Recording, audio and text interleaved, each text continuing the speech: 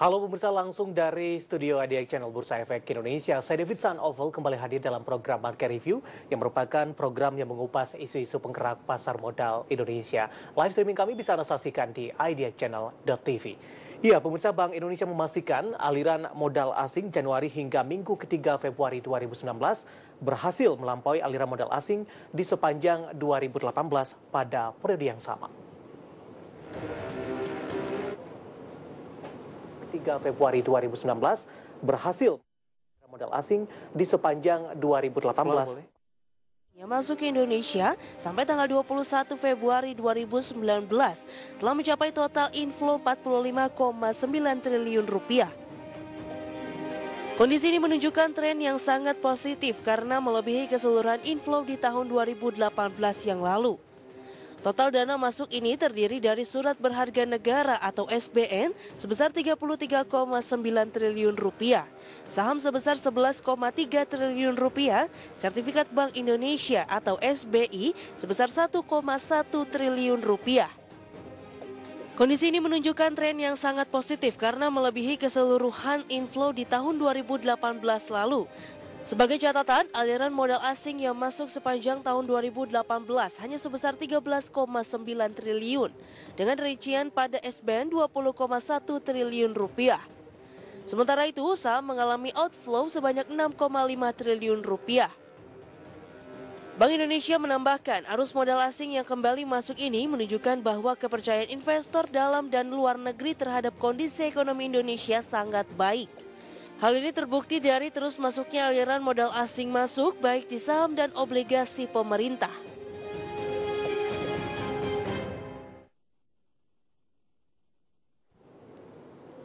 Ya pemirsa, di Market Review kali ini kita akan membahas topik yang menarik di mana Indonesia kebanjiran modal asing di awal 2019. Dan sudah hadir di studio IDX Channel ada Ibu Lana Sulistianingsih yang merupakan ekonom dari PT Samuel Asset Management. Kita akan langsung sapa saja Ibu Lana, apa kabar Anda Bu?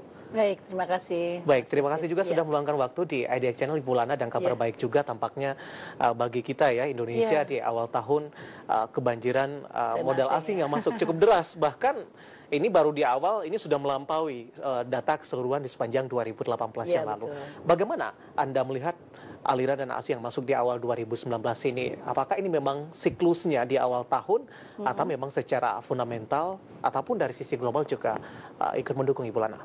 Ya, saya kira poin karena ini dana dari luar, maka faktor yang sangat mempengaruhi positif sentimen positif dari investor tadi adalah sinyal dari Bank Sentral Amerika yang cenderung lebih dovish, yang mungkin tidak akan menaikkan kenaikan suku bunganya secara agresif. Kalaupun ada hanya satu kali, itu pun mungkin nanti kira-kira di semester 2 atau menjelang Desember gitu ya, di tahun 2019. Nah, ini sangat membantu menambah optimisme bagi investor asing untuk masuk ke emerging market, tidak hanya Indonesia sebetulnya, tetapi juga ke emerging market lain. Di sini appetite risk dari investor ini sudah mulai membaik begitu ya, mereka sudah mulai berani masuk karena ketidakpastiannya sudah mulai berkurang. Pertama dari sisi The Fed, yang kedua perkembangan dari kesepakatan dagang antara Amerika dan Cina juga sudah mulai menunjukkan perbaikan. Jadi ketidakpastian yang kita baca waktu tahun 2018 yang begitu signifikan itu sekarang sudah banyak berkurang, dan ini membantu mereka untuk mau melakukan investasi di emerging market, termasuk di Indonesia. Baik, di sisi lain, apakah untuk posisi saat ini kondisi Amerika dianggap masih goyang ini, Bu? Masih resesi mungkin proyeksinya atau seperti apa sehingga asing masuk ke beberapa negara emerging market termasuk Indonesia? Posisi saat ini. Kita di Samuel Asset Management di tim riset kemarin tuh sempat melihat potensi resesi di Amerika ya. Dari banyak indikator sebetulnya masih belum terlalu confirm ya. Maksudnya dari banyak indikator yang kita lihat itu lebih banyak yang belum menunjukkan tanda-tanda ada resesi. Hanya satu indikator yang bisa menjelaskan, yaitu di tingkat pengangguran yang sangat rendah dan sudah mulai agak naik. Nah, biasanya ada beberapa indikator yang lain, indikator pasar terkait dengan spread antara imbal hasil Amerika yang 10 tahun, 2 tahun, 2 tahun, 5 tahun, 5 tahun itu semua sudah kami lihat nampaknya sih belum terlalu kuat ya untuk menunjukkan tanda-tanda resesi. Bisa saja sih tren ini akan terus berlanjut turun ini ya. Karena kan resesi itu satu proses, dia nggak bisa langsung masuk ke resesi kecuali ada sesuatu hal yang signifikan lah. Seperti misalnya waktu itu di Amerika ada pesawat yang menabrakkan WTC, semua orang menjadi khawatir. Nah itu bisa saja membuat confidence, keyakinan dari pelaku usaha, konsumen itu berkurang, langsung drop. Nah kalau ini nggak, kelihatannya mungkin ada tren melambat, iya, tetapi kita belum melihat ini suatu potensi resesi. Dan dari indikator yang ada, kami melihat mungkin probabilitasnya saat ini masih berkisar 20-25%. Jadi bukan masalah di sana sebetulnya, lebih kepada kalau kami melihat ketidakpastian global, efek dari The Fed yang signalnya waktu tahun 2018 itu akan menaikkan suku bunga masih 3 kali, tapi di awal tahun Gubernur The Fed sudah mensinyalkan mungkin suku bunganya sudah mendekati normalnya, udah netral gitu katanya. Mungkin 1 kali saja kalaupun maksimal. Kami perkirakan bahkan The Fed mungkin nggak akan menaikkan di tahun ini ya. Yang kedua ya isu perdagangan yang juga sangat sensitif sekali terhadap global ya waktu tahun 2018, sekarang juga sudah tone-nya sudah membaik. Cina Amerika sudah duduk bareng dan akhir minggu kemarin juga tone dari Presiden Trump mengatakan kemajuan dari pembicaraan dagang ini sudah sangat signifikan. Nah itu membantu. Tetapi kita juga melihat ada data historis dari dalam negeri ketika tahun politik itu selalu ada dana masuk yang positif di sini. Ada inflow yang cukup signifikan dan itu berpotensi juga tentunya menggerakkan indeks ya. Ketika asing datang ke saham, walaupun saham tadi disampaikan masih mungkin belum terlalu besar, tapi di obligasi sudah cukup besar. Nah itu membantu menambah optimisme lah ya, positif di pasar modal kita. Baik, artinya ada dua indikator pendorong dari ada dua sisi faktor, global, dari kemudian global juga jelang pemilu begitu. Betul. Tapi sebenarnya kalau kita bahas dari sisi pemilu, apa sebenarnya yang mendorong oleh para investor asing ini masuk ke Indonesia pada saat jelang pemilu? Ada maksud tertentu tidak Bu ini, atau mungkin ada keinginan atau ada momentum-momentum tertentu yang tidak dimanfaatkan oleh investor asing? Ya, saya kira kita melihat 2004, 2009, 2014 ya, 3 pemilu yang terakhir ini, memang selalu dana asing itu masuk ya. Barangkali mereka mempunyai ekspektasi bahwa pemerintahan baru ini biasanya akan memberikan gebrakan-gebrakan awal yang sangat bagus gitu dan sangat market friendly gitu ya, yang artinya ketika mereka masuk nanti mereka bisa memanfaatkan positif situasi yang sangat positif ini di dalam mereka berinvestasi. Jadi ada ekspektasi yang mereka lihat cukup positif gitu. Setiap ada pemerintahan baru setiap ada pemerintahan baru seperti itu. Baik. Semakin menarik Ibu Lana, kita akan jeda, nanti kita akan lanjutkan kembali dan pemirsa telah bersama kami. Market Review akan segera kembali usai jeda berikut ini.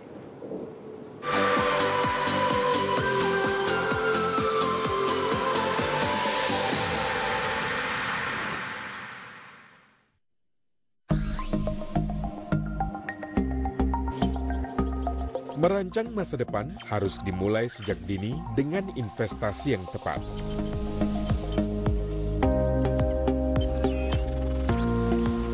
Berinvestasi di pasar modal merupakan pilihan yang tepat untuk masa depanmu.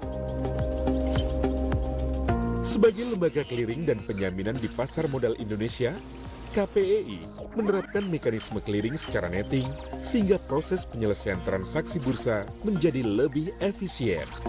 Dan untuk memberikan rasa aman, KPEI menjamin penyelesaian transaksi bursa bagi setiap anggota clearing.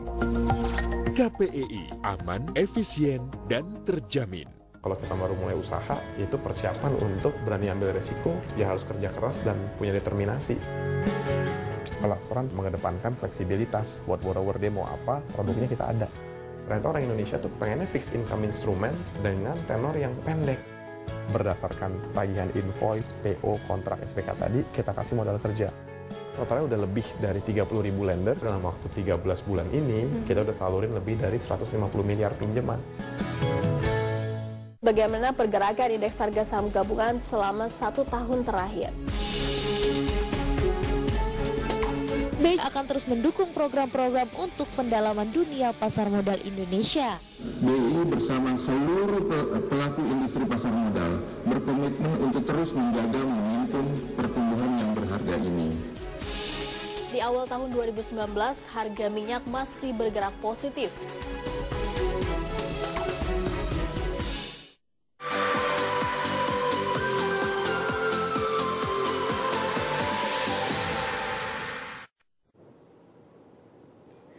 Ya, pemirsa, masih di Market Review dan kita masih berbincang bersama dengan Ibu Lana Sulistianingsih, merupakan ekonom PT Samuel Asset Management, dan kita masih membahas Indonesia kebanjiran modal asing di awal 2019. Ibu Lana, kita lanjutkan kembali. Tadi Anda katakan ada siklus menjelang pemilu dana asing masuk ke pasar Indonesia. Tapi kalau dibandingkan dengan negara lain, kondisi yang sama juga terjadi tidak, Bu? Ya, ada kondisi itu di India ya. Ketika Modi tahun lalu juga terpilih itu memberikan optimisme pasar di pasar modal di mana namanya India. Untuk tahun ini ada beberapa negara yang juga ada pemilunya seperti Thailand, India. Tapi mungkin Indonesia ini memang cukup diminati ya oleh investor asing ketika ada tahun pemilu. Nampaknya ini cukup menjadi satu tahun yang menarik gitu buat investor asing.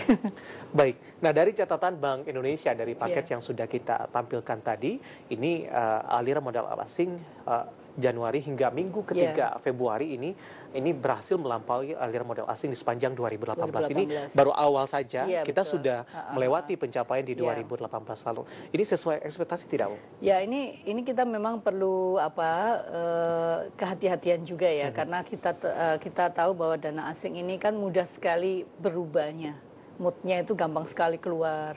Nah, yang perlu kita cermati mereka itu siapa. Misalkan tadi kan sebagian besar masuk ke obligasi. Nah, apakah yang masuk ke obligasi ini investor yang lebih sifatnya jangka panjang atau sifatnya yang lebih memanfaatkan momentum sesaat saja. Nah, ini yang perlu kehati-hatian.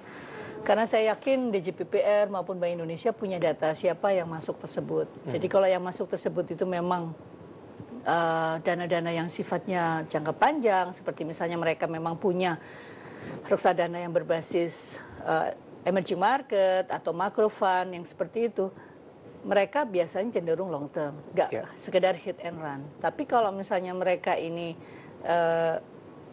investor yang relatif masih baru, nah ini kita harus hati-hati karena terutama di pasar obligasi, karena mereka keluar itu cukup besar dan itu akan cukup menekan rupiah seperti tahun-tahun 2018 lalu. Nah, ini yang kita perlu kehati-hatian yang tinggi ya. Dan khususnya di pasar modal, kalau kami perhatikan, itu setelah tahun pemilu, memang nggak konsisten dari tahun 2004, 2009, 2014. 2004, satu tahun setelah pemilu mereka masih tetap bertahan. 2009 mereka keluar, 2014 mereka keluar. Untuk itu pasca pemilu? Pasca pemilu, satu tahun pasca pemilu ya. Satu tahun. Jadi netnya itu net sell, jadi mereka outflow. Nah, itu khawatirnya di tahun 2020 nanti akan ada potensi yang sama. Nah, ini yang tentunya perlu kita antisipasi. Dan ini kan baru bulan Februari. Kita nggak tahu apakah mereka akan berlanjut sampai akhir tahun. Nah, itu tadi mungkin kita perlu tahu siapa yang masuk tersebut. Kalau yang masuk tersebut sifatnya lebih long run, tentu kita masih agak ada kelegaan ya. Dan mungkin di saat ada minat tinggi terhadap investasi di Indonesia, pemerintah bisa menyiapkan instrumen-instrumen yang lebih mengikat kepada investor tadi.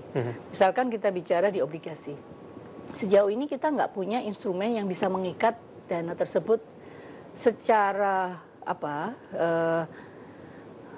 produk itu mereka tetap tinggal di sini. Jadi seandainya misalnya kita punya produk ya ada seri dari SBN yang ada holding periodnya, katakanlah SBN 5 tahun, tapi diberi holding period 3 tahun.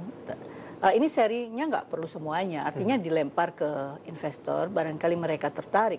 Nah, tentunya selama holding period mereka diberikan insentif yang lebih tinggi. Katakanlah kuponnya di atas kupon rata-rata yang semestinya, entah itu 50 basis point gitu ya. Sehingga selama 3 tahun mereka itu tetap akan memegang obligasi tersebut. Baru mungkin tahun keempat mereka bisa jual. Tapi ada sedikit kekhawatiran juga, Ibu Lana, ketika ini diterapkan begitu. Untuk menahan modal asing di dalam negeri. Ini kan sifatnya sensitif. Takutnya nanti mereka nggak masuk lagi. Dan ini kan produk yang sifatnya opsional. Jadi hanya seri tertentu aja. Jadi nggak semua seri. Jadi tetap dibuka banyak seri yang ada. Tapi pemerintah bisa menawarkan seri yang ada holding periodnya. Yang ada ya. Jadi nggak seluruh seri itu ada. Nah, dari situ bisa kita lihat minatnya. Makanya mereka diinsentif dengan kupon yang lebih tinggi. Nggak ada salahnya stay 3 tahun kalau mereka memang yakin Indonesia secara 3 tahun ini aman, rupiahnya terkendali.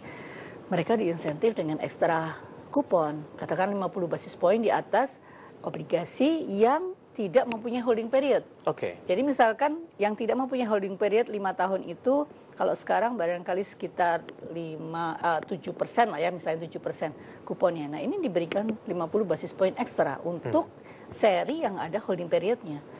Setidaknya dari situ kita akan lihat animonya. Kita ini kan selalu khawatir sebelum kejadian. Memang betul antisipasi, tetapi nggak ada salahnya dilempar aja suatu produk yang mengikat. Kalau ternyata oversubscribe, animonya tinggi, mungkin bisa diperbesar. Jadi sifatnya opsional. Jadi nggak ditutup seluruh obligasi itu langsung ada holding periodnya. Tapi Anda melihat pemerintah sudah ada melangkah atau paling tidak mengarah ke sana tidak, Bu?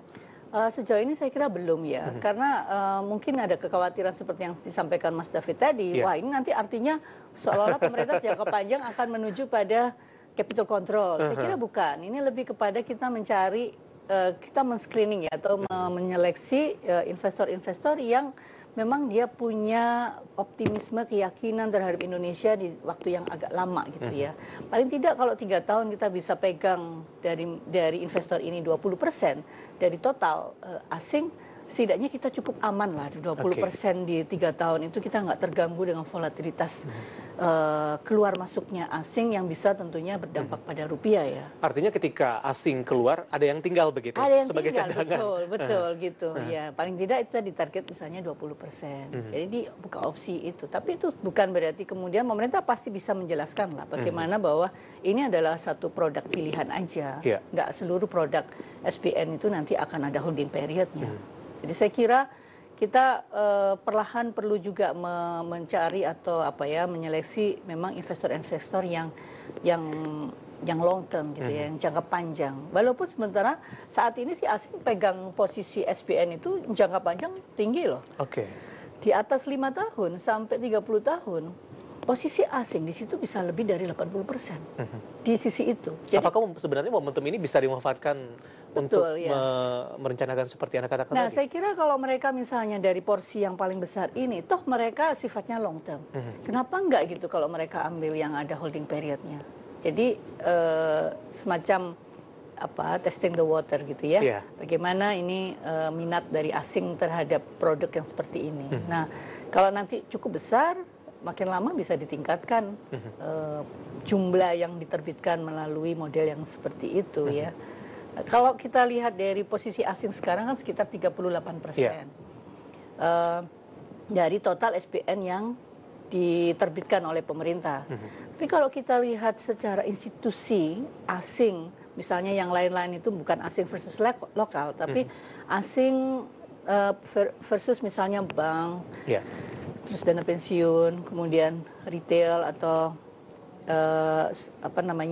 fund manager segala macam itu ya kita pilah-pilah gitu ya institusinya. Itu asing paling besar memang. Di antara institusi tadi. Ya, bank itu masih sekitar 25%. Jadi saingannya asing itu hanya bank. Sementara bank lebih banyak memegang posisi di pendek.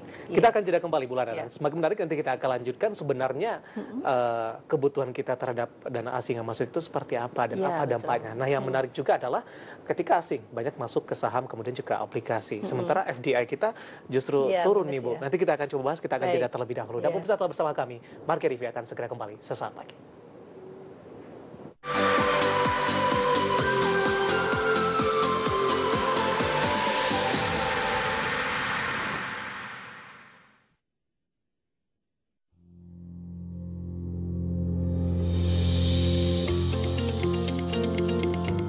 Jika Anda adalah investor saham, Anda mendapat keuntungan di antaranya capital gain, yaitu keuntungan dari selisih harga beli dan harga jual saham.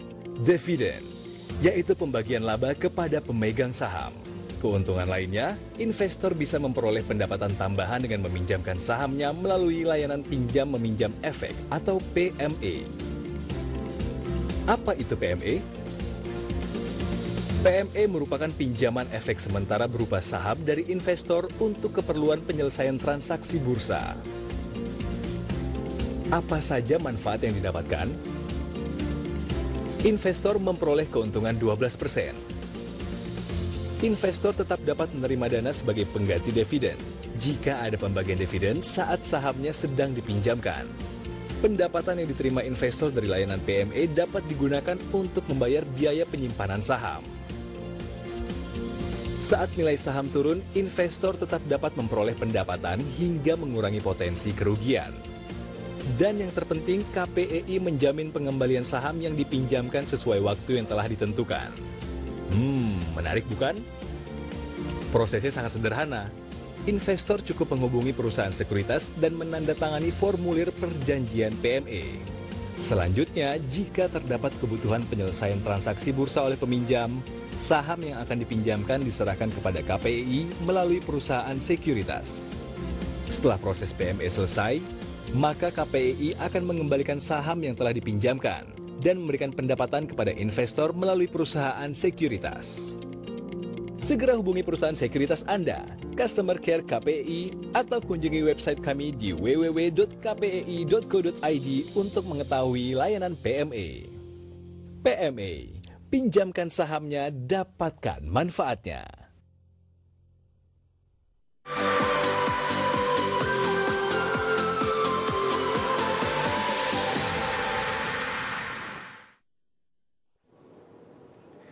Ya, pemirsa, masih di Market Review dan kita masih membahas Indonesia kebanjiran modal asing di awal 2019. Namun sebelum kita lanjutkan perbincangan, kami punya beberapa informasi grafis untuk Anda terlebih dahulu. Langsung saja kita ke grafis yang pertama. Dapat Anda saksikan juga di layar televisi Anda, aliran modal asing yang masuk ke Indonesia di 2019, datanya per 21 Februari. Dapat Anda saksikan juga di layar televisi Anda, di mana aliran portofolio asing per 21 Februari 2019 masuk sebesar 45,9 triliun rupiah. Nah, asing masuknya kemana saja? Surat berharga negara di 33,9 triliun rupiah. Tadi pun juga Ibu Lana sempat singgung kepemilikan asing terhadap SBN cukup besar. Kemudian ke saham di 11,3 triliun rupiah. Kemudian sertifikat bank Indonesia ada di angka 1,1 triliun rupiah. Kita beralih ke grafis selanjutnya, kita akan coba bandingkan bagaimana posisi aliran modal asing yang masuk ke Indonesia di 2018 yang lalu. Dan Anda saksikan juga di layar televisi Anda, aliran modal asing masuk ke Indonesia di 2018, di mana di sepanjang 2018 hanya di 13,9 triliun rupiah. Tadi di awal tahun 2019 per 21 masuknya sudah 45,9 triliun rupiah. Nah, di 2018 modal asing masuk kemana saja? Surat berharga negara ada di 20,1 triliun rupiah di sepanjang 2018. Sementara untuk saham justru mengalami outflow di angka 6,5 triliun rupiah. Kita beralih ke grafis selanjutnya. Kita akan coba lihat ini realisasi investasi di 2018. Di mana tadi kita lihat asing banyak masuk ke dalam SPN dan juga saham. Sementara bagaimana realisasi investasi Indonesia atau FDI-nya di posisi tahun 2018 yang lalu, total yang masuk realisasi investasi ada di 721,3 triliun rupiah. Nah, ini sumbernya ada dari dua, di mana penanaman modal dalam negeri dan juga penanaman modal asing. Di mana di sepanjang 2018 penanaman modal dalam negeri atau PMDN mengalami kenaikan 25,3%. Di mana di 2017 tercatat di 262,3 triliun rupiah, sementara di 2018 tercatat di 328,6 triliun rupiah. Kita akan coba lihat penanaman modal asing atau PMA di 2017, di 2018 justru mengalami penurunan di 8,8%. Di 2017 tercatat di 430,5 triliun rupiah, sementara di 2018 hanya di 392,7 triliun rupiah atau turun di 8,8%. Beralih ke grafis selanjutnya, kita akan coba lihat indikator lain pergerakan nilai tukar rupiah terhadap dolar Amerika Serikat di 2019. Lebih cenderung mengalami penguatan dan lebih cenderung stabil. Dapat Anda saksikan juga di layar televisi Anda bagaimana posisi pergerakan nilai tukar rupiah terhadap dolar Amerika Serikat di 2019 mulai dari 2 Januari sampai dengan 22 Februari pada pekan lalu. Di mana di 2 Januari di 14.465, Kemudian di 8 Januari mengalami penguatan di Rp14.031. Di 23 Januari sedikit mengalami pelemahan di 14.188. Di 6 Februari sudah berada di bawah level 14 ribuan, tepatnya di Rp13.947. Sementara di 22 Februari sedikit mengalami pelemahan di Rp14.079. Kita beralih ke indikator lainnya, pergerakan suku bunga The Fed di 2018, di mana di 2019 diproyeksikan tidak seagresif di 2018 yang lalu. Sejumlah kalangan juga banyak yang memproyeksikan The Fed di sepanjang 2019 hanya akan menaikkan suku bunga acuan sekali saja. Ya, dari Januari sampai dengan Desember. Pergerakan suku bunga The Fed di 2018 sampai dengan Desember ada di 2,50%. Sementara di September dan November tetap dipertahankan di 2,25% dan Juni-Agustus tetap dipertahankan di 2,00%. Sementara di Maret-Mei tetap dipertahankan di 1,75%.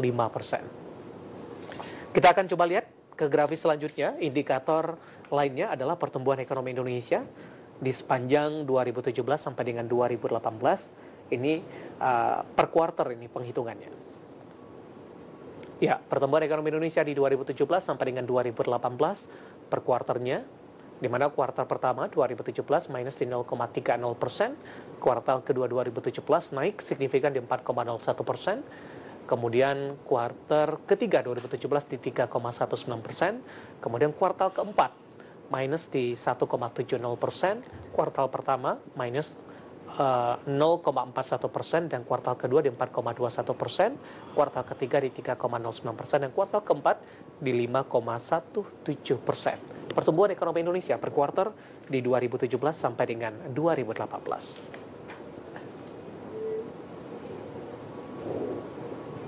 Kita lanjutkan kembali perbincangan bersama dengan Ibu Lana Sulistianingsih, ekonom PT Samuel Asset Management. Ibu Lana, kita lanjutkan kembali.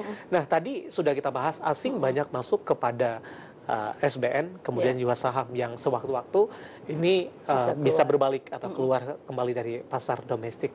Bagaimana Anda melihat posisinya? Kemudian dari grafis yang tadi kita sampaikan, realisasi investasi justru FDI mengalami penurunan. Sebenarnya secara fundamental bagus mana nih Bu? FDI-nya harus lebih besar dibandingkan dengan mereka masuk ke SBN dan ke pasar saham saja. Ya, dua-duanya bagus mestinya kalau dua-duanya bisa naik ya. Jadi kalau misalnya kita melihat dari sisi kerentanan volatilitas, tentu investasi di pasar modal ini lebih volatile ya dibandingkan kalau dia investasi di sektor real, artinya ke foreign direct investment PMA. Nah, kalau kita berharap sih dua-duanya bisa naik gitu ya. Tapi kalau sekarang realisasinya di tahun 2018 justru PMA itu mengalami pertumbuhan yang minus malah ya. Nah, kami perhatikan dari pergerakan atau pertumbuhan dari PMA ini sebetulnya sudah ada perlambatan sejak tahun 2012. Seiring dengan melambatnya tentu harga komoditas kita. Jadi waktu kita buka lagi, kita pecah untuk sektor misalnya. Memang sektor sumber daya alam itu bukan satu-satunya sektor yang paling tinggi ya. Yang paling tinggi itu masih sektor energi yang berbasis listrik. Listrik itu sekarang yang paling tinggi. Tapi sektor yang berbasis sumber daya alam seperti mining, pertambangan, kemudian juga pengolahan dari minyak itu turun. Dan itu turunnya cukup lumayan. Jadi penurunan tadi di PMA itu memang karena efek dari sektor yang berbasis sumber daya alam yang saat ini harganya kurang menarik gitu ya di pasar globalnya. Jadi sangat rasional kalau kemudian asing tadi walaupun sudah mendapat persetujuan itu ya dia menunda untuk merealisasikan karena efek dari harga yang cukup besar ini. Nah, ini juga bisa kita lihat dari kinerja ekspor kita. Di ekspor kita volume itu naik, tapi harga dari ekspor itu turun. Terus turun. Nah, ini mengganggu tadi optimisme dari investor di sektor FDI tadi. Nah, kalau sekarang pemerintah artinya banyak kan insentif-insentif yang sudah ditawarkan kepada asing ini ya untuk masuk menjadi investor di Indonesia dalam bentuk fisik. Mungkin kita memang masih tunggu waktu.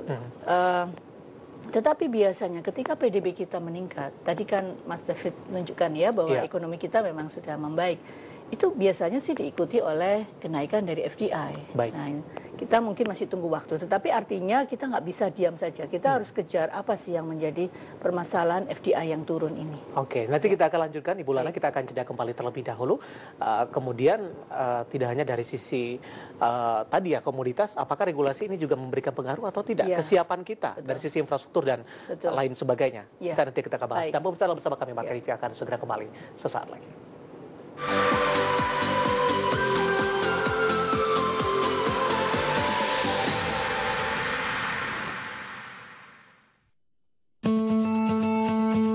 Ada pepatah yang berbunyi, "Do not put your eggs in one basket." Ketika Anda punya dana lebih untuk berinvestasi, pasar modal adalah pilihan yang tepat untuk Anda. Jangan takut berinvestasi di pasar modal, karena investasi Anda aman.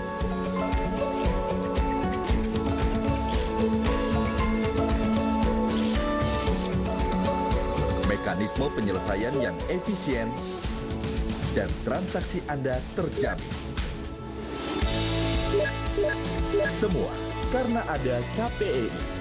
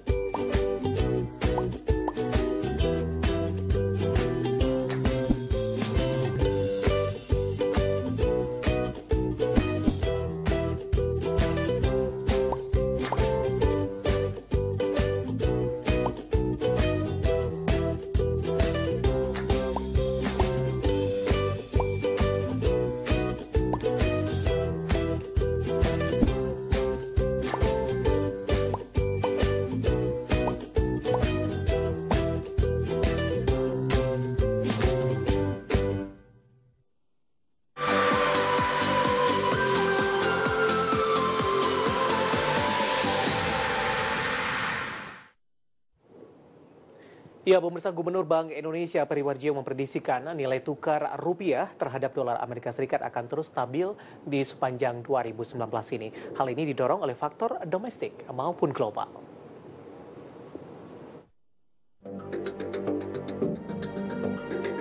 Gubernur Bank Indonesia Peri Warjio kepada media mengatakan saat ini kurs rupiah masih di bawah nilai fundamentalnya atau under value.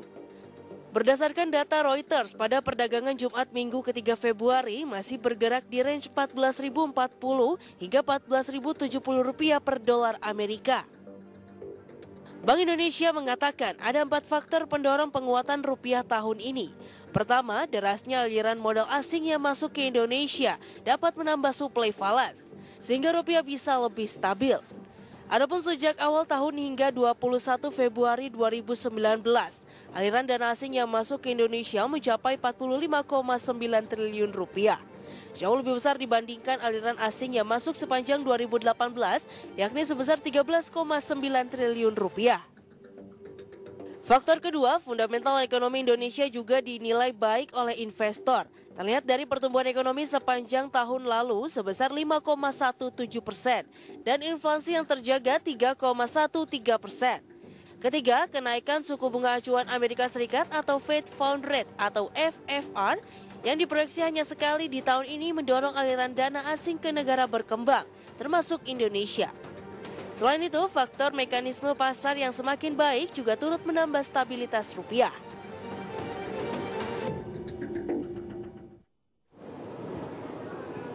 Ya, pemirsa, untuk mengetahui bagaimana proyeksi pergerakan nilai tukar rupiah di 2019 ini, dan sebelum kita lanjutkan perbincangan dengan Ibu Lana Sulistianingsih, kita akan berbincang terlebih dahulu, dan saat ini kami sudah terhubung bersama dengan Bapak Ruli Nova yang merupakan pengamat pasar uang. Pak Ruli. Ya, halo. Ya, bagaimana Anda melihat pergerakan nilai tukar rupiah terhadap dolar Amerika Serikat yang cenderung menguat dan stabil di awal 2019 ini, Pak Ruli? Ya, memang itu masih ditopang oleh kinerja perekonomian domestik yang masih membaik, Mas ya. Yang kedua juga karena globalnya juga sentimen isu perang dagang juga mulai mereda ya, dan kenaikan suku bunga The Fed juga sudah intensitasnya sudah menurun ya. Ya. Ya, jadi mendorong dana modal asing masuk ke Indonesia lebih besar lagi. Baik, tapi dengan masuknya dana asing, kemudian juga pergerakan nilai tukar rupiah yang lebih cenderung menguat dan stabil, ini di luar ekspektasi atau sudah diprediksi sebelumnya, Pak Ruli? Iya, memang sebagian besar sudah diprediksi ya, maksudnya The Fed kan juga tidak akan seagresif tahun sebelumnya dalam kenaikan suku bunga. Dan yang masih kita lihat perkembangannya itu terkait dengan perkembangan perang dagang ya antara Amerika dan China. Halo? Iya, Mas, masih sudah diprediksi sebelumnya terkait dengan agresivitas kenaikan suku bunga oleh The Fed yang mulai menurun tahun ini dibandingkan tahun sebelumnya. Pak Ruli, kondisi ini akan terus berlanjut tidak Pak di 2019 atau kondisi ini memang tetap harus diwaspadai? Ya, masih tetap harus diwaspadai ya, Mas. Karena kan pertumbuhan ekonomi global dikoreksi turun ke bawah ya. Jadi masih ada tekanan dari eksternal. Berapa target atau range pergerakan rupiah terhadap dolar Amerika di sepanjang 2019 ini? Iya, di sepanjang 2019 maksudnya sampai dengan akhir tahun ya. Ya itu rupiah sih masih ada kecenderungan melemah, tapi tidak sedalam tahun sebelumnya ya. Ya. Jadi di 14.000 stabilnya sih di 14.200 atau 14.400 ya, di bawah 14.500 ya. Beberapa waktu yang lalu pemerintah juga sudah menetapkan dalam APBN di 2019. Bagaimana Anda lihat target yang ditetapkan oleh pemerintah, kemudian juga dari pola pergerakan nilai tukar rupiah terhadap dolar Amerika Serikat di 2019 ini? Ya, kalau pemerintah diasumsikan lebih moderat ya, asumsi dari pemerintah ya. Walaupun memang masih ada ruang penguatan, tapi ini kan permasalahannya di defisit transaksi berjalan ya, yang masih belum membaik. Jadi masih dikhawatirkan pelemahan nilai tukar rupiah masih akan berlanjut, Mas. Tapi proyeksinya tidak sehebat yang terjadi di tahun 2018 yang lalu? Iya, tidak terlalu dalam dibanding tahun 2018. Baik Pak Ruli, terima kasih sudah bergabung di ADI Channel Pak Ruli terhadap proyeksi dari nilai tukar rupiah terhadap dolar Amerika Serikat di 2019. Ada Pak Ruli Nova yang merupakan pengamat pasar uang, proyeksi pergerakan nilai tukar rupiah di 2019. Ibu Lana, dari pandangan Anda sendiri seperti apa dari pergerakan nilai tukar rupiah terhadap dolar Amerika Serikat ini? Ya, kita melihat penguatan dari rupiah ini juga setidaknya juga terbantu dengan melemahnya US dollar ya. Karena yang menguat itu tidak hanya rupiah, banyak mata uang emerging market juga mengalami penguatan. Cuman rupiah itu termasuk yang menguatnya cukup tinggi. Ya, yang paling tinggi lagi itu Argentina peso, ada Turki yang lebih kuat lagi. Yang waktu tahun 2018 mereka melemahnya paling dalam. Jadi suatu harga barang kalau sudah terlalu rendah tentu kan dia akan naik, sehingga kenaikannya ini juga akan memberikan efek yang cukup besar. Nah, optimisme terhadap rupiah tadi ya terbantu dengan tentu saja ada aliran dana masuk tadi yang bisa membuat penguatan rupiah. Dan satu lagi dari dalam negeri, sebetulnya kita melihat bisa saja rupiah ini akan menguat cukup lama seperti yang disampaikan oleh Bank Indonesia. Kalau aturan devisa hasil ekspor itu betul-betul akan terrealisasi. Kalau tidak salah, peraturan pemerintah tersebut sudah ditandatangani oleh Presiden dan mestinya sih efektif per 1 Maret 2019 ini. Dan kalau itu betul terrealisasi, dana dari devisa hasil ekspor itu kan wajib dimasukkan ke perbankan domestik.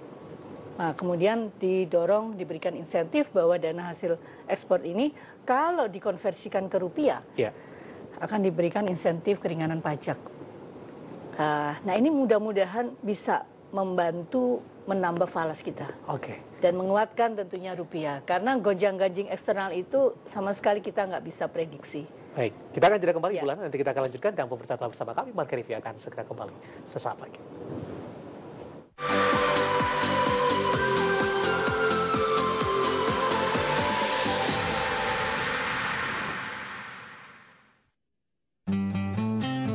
Awalnya nggak langsung yakin, tapi setelah ikut 2 kali acara edukasi Bursa Efek, akhirnya tertarik juga. Karena mudah, saya ajarkan ibu-ibu lain, sampai anak saya juga ikutan. Selesai dagang, saya bawa 100.000 untuk nabung saham. Hasilnya jelas sekali. Yuk kita nabung saham sekarang. Kalau kita baru mulai usaha, itu persiapan untuk berani ambil resiko, ya harus kerja keras dan punya determinasi. Kalau front mengedepankan fleksibilitas, buat borrower dia mau apa, produknya kita ada. Ternyata orang Indonesia tuh pengennya fixed income instrument dengan tenor yang pendek. Berdasarkan tagihan invoice, PO, kontrak, SPK tadi, kita kasih modal kerja. Totalnya udah lebih dari 30.000 lender, dalam waktu 13 bulan ini, kita udah salurin lebih dari 150 miliar pinjaman. Kementerian Energi dan Sumber Daya Mineral menyatakan tidak tertutup kemungkinan tarif dasar listrik atau TDL akan mengalami penurunan. Bursa Efek Indonesia mencatat investor pasar saham syariah dalam 2 tahun belakangan terus mengalami pertumbuhan. Obligasinya pun tidak sembarangan, harus obligasi yang sesuai syariat Islam. Itu sukuk ini yang menarik, imbal hasilnya umumnya lebih tinggi dari yang konvensional. Tren saham industri farmasi sejak akhir tahun mengalami kenaikan.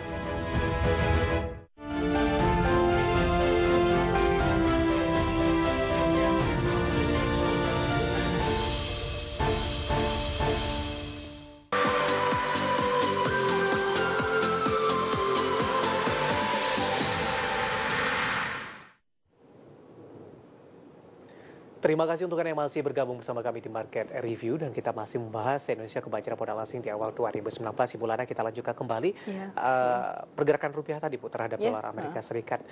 Secara siklus ini kebutuhan dolar di awal tahun juga tidak begitu banyak, pembagian dividen juga belum terjadi begitu. Nah, peluangnya bagaimana Anda melihat ini dengan tingkat kebutuhan, kemudian juga ada perimbangan tadi dari realisasi DHE tadi. Kalau DHE per 1 Maret itu nanti bisa terrealisasi dan mulai ada dana-dana masuk yang cukup besar ya, saya kira ini akan sangat membantu, terutama kita punya siklus yang cukup tinggi itu permintaan dolar di bulan Juni. Di situ ada pembagian dividen, ada repatriasi aset yang lain, termasuk profit-profit perusahaan asing yang biasanya suka dibawa keluar ya.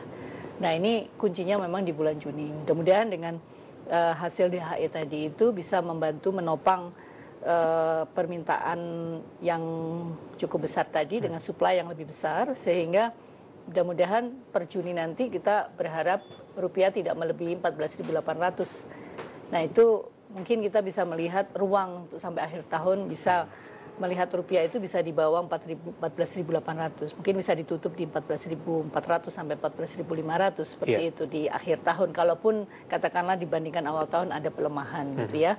Syukur-syukur kalau dana asing ini masih terus berlanjut sampai akhir tahun ya, memberikan tentu dorongan tambahan bagi rupiah untuk bisa bertahan di level yang cukup baik gitu di 14 ribuan, 14.200, 14.400 seperti kata Pak Ruli tadi. Nah itu akan terbantu kalau tadi memang inflow atau ada supply dolar yang meningkat, baik itu dari portofolio, baik itu dari FDI, baik itu dari DHE.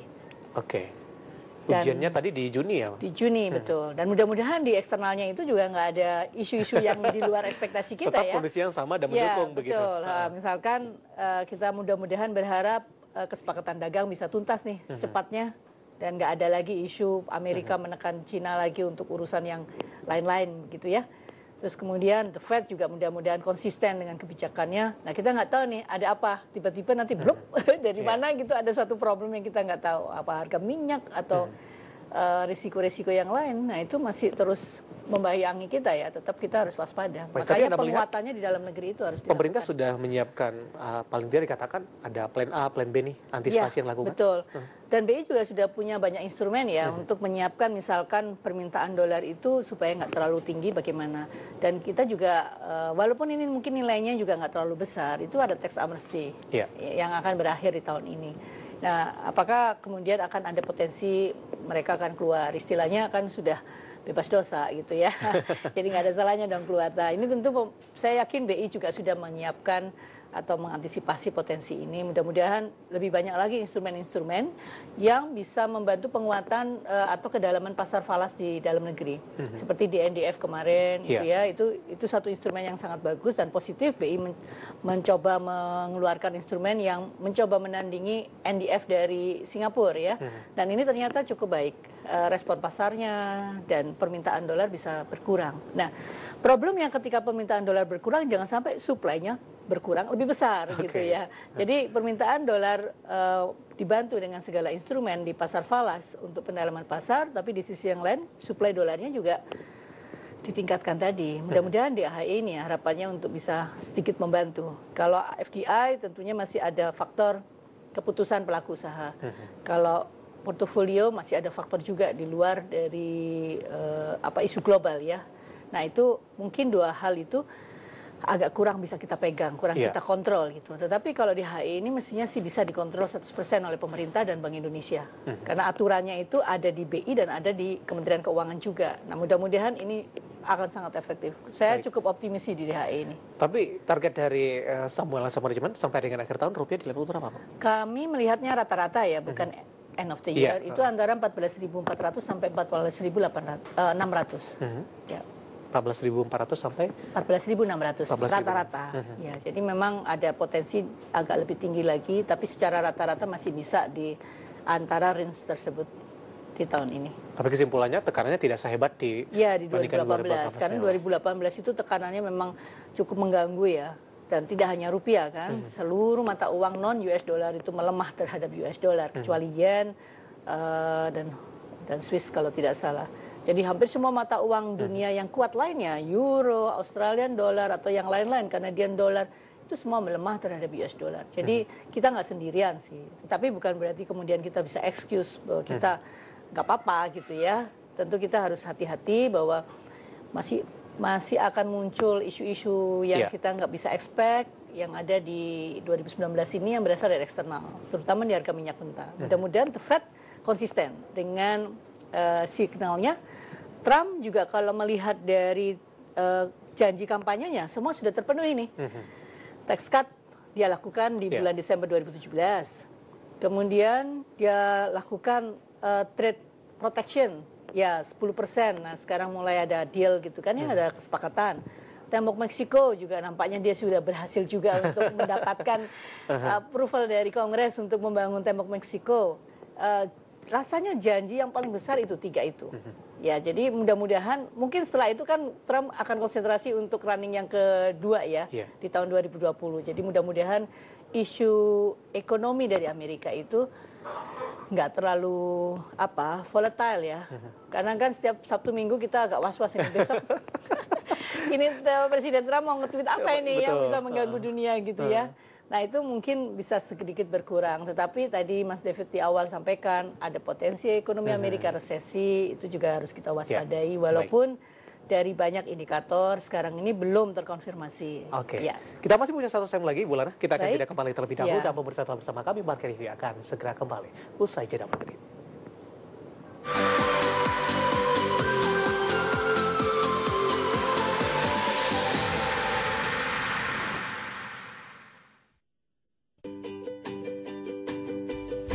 Ingin berinvestasi di pasar modal? Percayakan saja ke perusahaan kami yang sudah dijamin oleh KPEI. KPEI adalah lembaga clearing dan penjaminan yang menjadi perantara antara penjual dan pembeli yang tidak saling kenal. Fungsi KPEI untuk menentukan hak dan kewajiban, serta memastikan dipenuhinya seluruh hak anggota clearing saat jatuh tempo. Jadi, jika terjadi kegagalan penyelesaian dari anggota clearing tertentu, anggota clearing lainnya tetap menerima hak-haknya. Hadirnya KPEI membuat penyelesaian transaksi bursa menjadi aman, efisien, dan terjamin.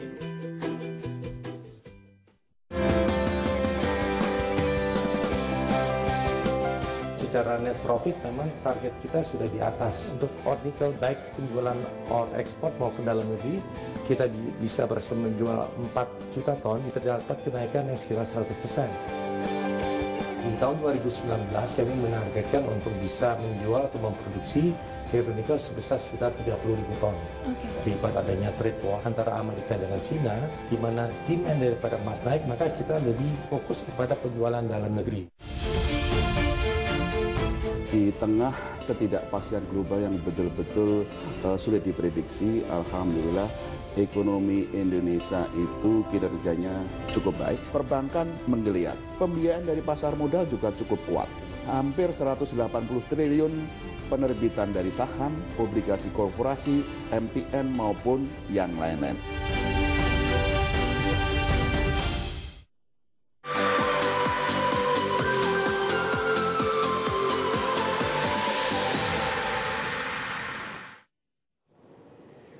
Kita sudah sampai di segmen terakhir di Market Review dan terima kasih juga untuk Anda yang masih bergabung bersama kami. Bu Lana, kita lanjutkan kembali. Pertanyaan selanjutnya adalah seberapa besar kita membutuhkan aliran dana asing yang masuk ke Indonesia? Sangat besar. Karena kita punya yang namanya saving investment gap. Tabungan kita itu dibandingkan investasi jauh lebih besar kebutuhan investasinya. Kita punya selisih gap antara kredit dan saving di perbankan itu hanya sekitar 200-300 triliun ya. Nah, tentu kalau kita bicara seluruh dana tersebut tersedot ke investasi, masih belum cukup. Ya. Jadi kita masih butuh yang lebih besar lagi. Kita berharap dana asing itu tidak hanya dari sisi portofolio, tapi juga dari sisi sektor real. Kalau dana asing yang pernah masuk tertinggi terbesar kita tadi disampaikan oleh BI sekitar 39 triliun ya, kita masih butuh yang lebih besar tentunya. Berapa jumlahnya tentunya artinya mungkin limitnya nggak ada ya, lebih besar lebih baik lah, intinya seperti itu. Termasuk juga untuk FDI juga berharap lebih besar lebih baik. Tapi kalau asing mendominasi, nah ini isu ini yang agak sulit ya, kita ini memang serba salah. Di satu sisi kita itu nggak punya uang, isinya dalam tanda petik ya untuk investasi. Jadi mau nggak mau kita butuh dana asing. Nah cuman dana asing yang masuk itu hendaknya dana asing yang juga bisa menciptakan efek multiplier ke dalam negeri. Misalnya kita bicara FDI, FDI masuk. Di satu sisi dia akan menciptakan impor karena bahan mesin-mesin, capital yang mereka keluarkan itu pasti akan dicatat sebagai impor. Tapi di sisi yang lain, ketika pabriknya dibangun di sini, dia bisa menciptakan lapangan kerja. Nah, efek multiplier dari FDI ini jelas lebih tinggi dibandingkan efek multiplier dari portofolio. Jadi kita berharap sebetulnya dari FDI ini tentu akan lebih besar ya masuk ke ekonomi kita karena efek ekonominya ini yang kita harapkan bisa menciptakan lapangan kerja bisa menumbuhkan konsumsi rumah tangga bisa menumbuhkan PDB kembali gitu ya. Nah ini kita butuh itu. Nah pemerintah sudah banyak memberikan insentif, baik penyediaan infrastruktur, sekarang gap infrastruktur kita sudah mengecil walaupun belum sepenuhnya. Kalau kita baca dari dokumen infrastruktur, kebutuhan pemerintah di 5 tahun sebetulnya itu sampai 6.000 triliun. Ya, sekarang ini mungkin 3.000 aja, saya kira belum sampai ya. Ini sekitar 1.500 sampai 2.000-an triliun baru terrealisasi. Total investasi yang ada. Tetapi sudah banyak berkurang lah. Artinya banyak pembangunan di infrastruktur yang kita ketahui kasat mata. Nah, listrik sangat dibutuhkan oleh para investor FDI. Nah ini juga nampaknya pemerintah juga cukup concern dan agresif lah untuk merealisasikan yang 35.000 megawatt walaupun masih jauh juga dari angka yang diinginkan. Nah insentif lain juga sudah ada, tax ya, insentif seperti tax holiday, tax allowance. Nah tinggal kita ini sekarang mestinya juga punya sistem yang lain OSS ya, online single submission itu juga menjanjikan lah untuk memudahkan mereka mengajukan. Tapi kita juga perlu tahu kita itu ingin yang mana sih di dalam investasi, karena kalau pengalaman asing itu banyak masuk ke SDA dan ketika SDA sekarang mengalami penurunan harga, kita kehilangan mereka, ya kita kehilangan potensi asing tadi. Nah kita perlu mungkin lebih fokus pada investasi yang bisa menghasilkan bahan baku impor, supaya kita bisa mengurangi impor juga. Contohnya HP ini ya, komponen-komponennya ini masih diproduksi di luar negeri, kita punya pabrik di sini yang merakit, sehingga rakitan tadi itu menjadi impor buat kita. Belum lagi yang lain-lain, pabrik obat, bahan bakunya 95% diimpor.